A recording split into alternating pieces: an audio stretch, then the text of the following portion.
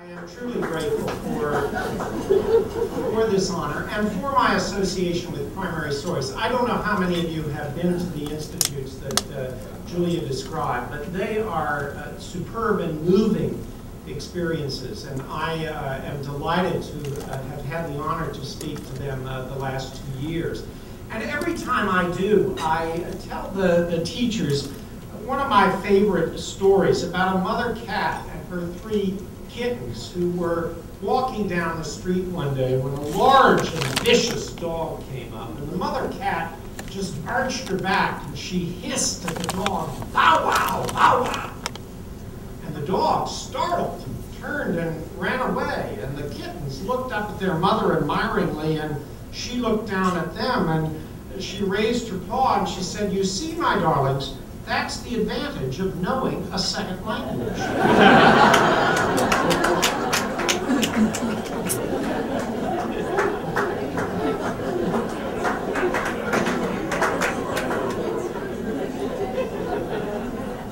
And of course, what global educators are doing is teaching a second and a third and a fourth language, sometimes literally, of course, but always in terms of the recognition that this country simply will not survive, at least not in the form many of us want it to, if the next generation fails to adapt to an increasingly diverse nation and interconnected world. Now, I know it is something of a cliche to speak of the world's interconnectedness, but in this case, I mean that, not just economically or electronically or ecologically, true though all of those be.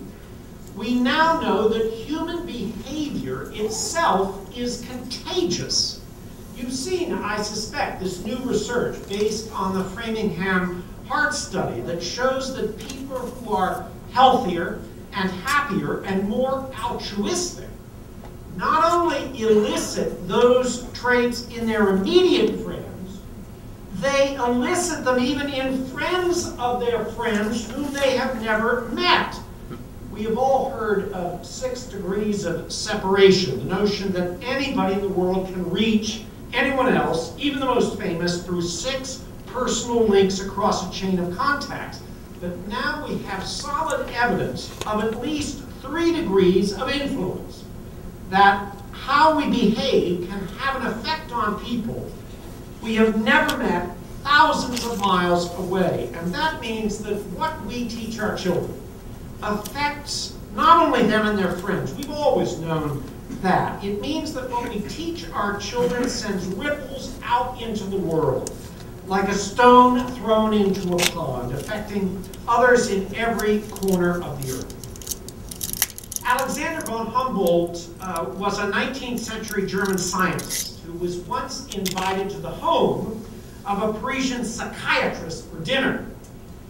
And Humboldt said to his host, "I want to meet one of your lunatics."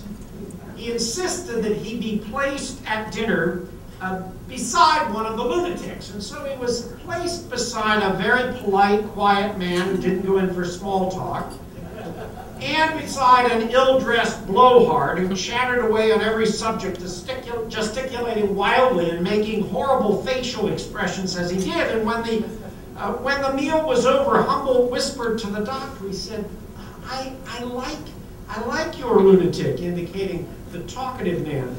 "But it's the other one who's the lunatic," said the doctor. "The man you're pointing at is Honoré de Balzac." You know, teaching young people to embrace differences and transcend stereotypes. I know this so well from my work with Amnesty International.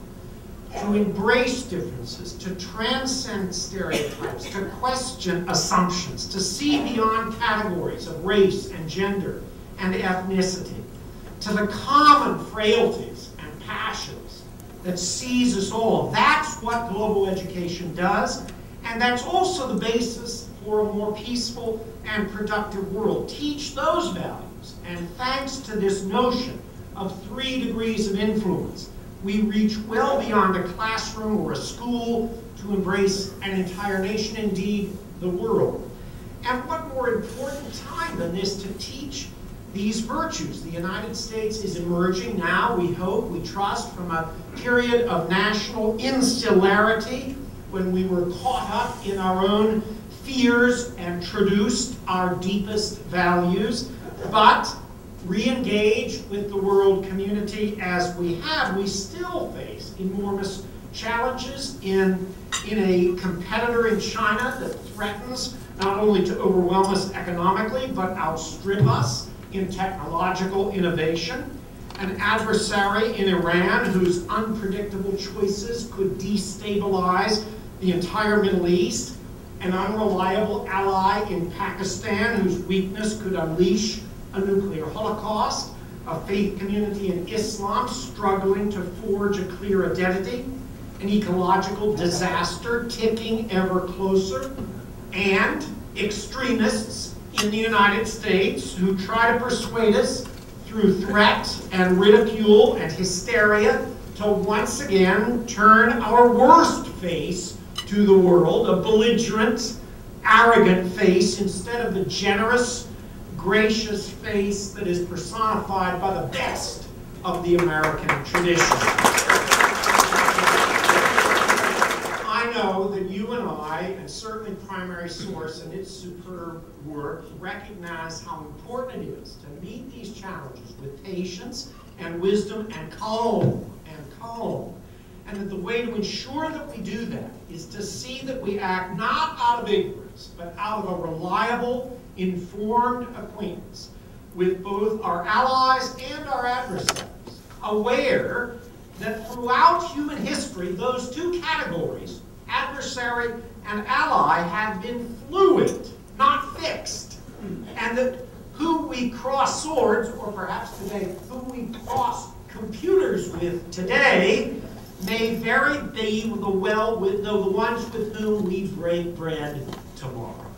And that simple insight that history is not fated, that all blood flows red, that what human beings have in common is far more important than what divides us. That is at the heart of the struggle for human rights, and it is the center of at the center of the rationale for global education.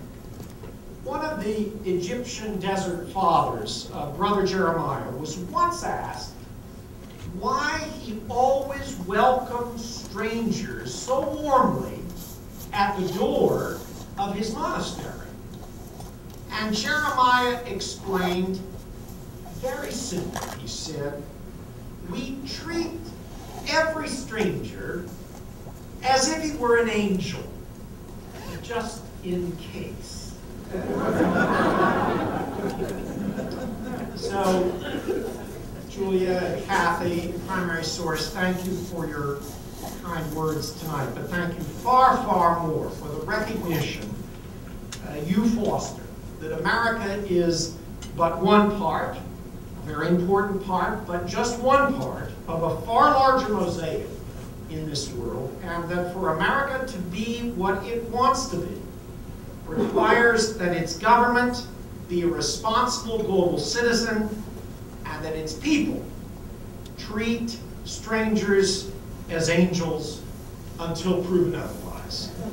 Because the truth is that those strangers often really are.